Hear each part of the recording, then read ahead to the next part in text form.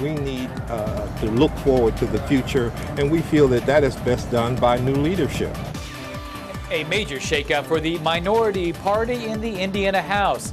A vote held in Lafayette ends a decade of leadership by Pat Bauer.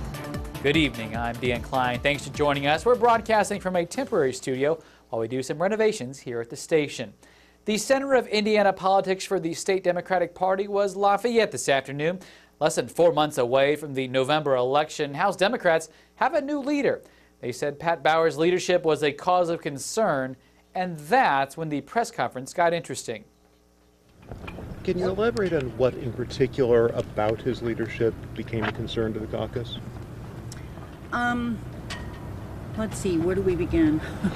And the answer ended by stating a lack of transparency in fiscal decisions, not being inclusive of some members and underutilizing their talents, and at times not following the will of the majority in the caucus. This has been one of the most personally heartbreaking things that many of us have ever had to go through.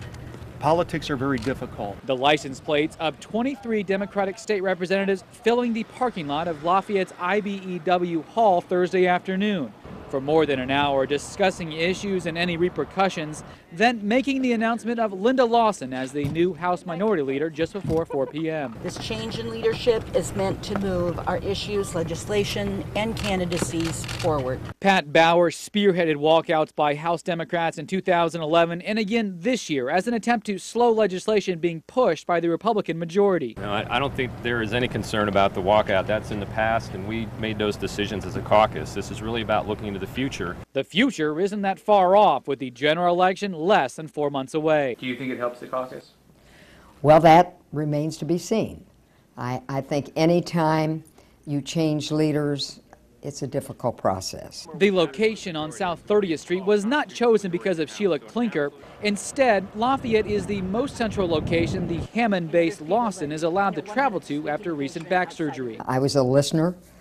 I think probably for the good of the caucus, probably the right decision was made. Klinker, like all Democrats, will not reveal how she voted. But with 40 House members, at least 21 of the 23 Democrats Thursday had to agree. They say they will have to work together with just 102 days left before November's election. Frankly, I don't think because of the internal situation it will affect the campaigns. There have been some members of the caucus who have called for solidarity within the party.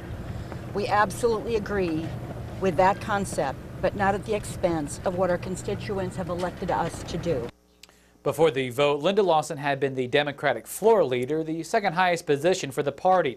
She says the caucus will reorganize after November, and she does not plan to run for the post of minority leader.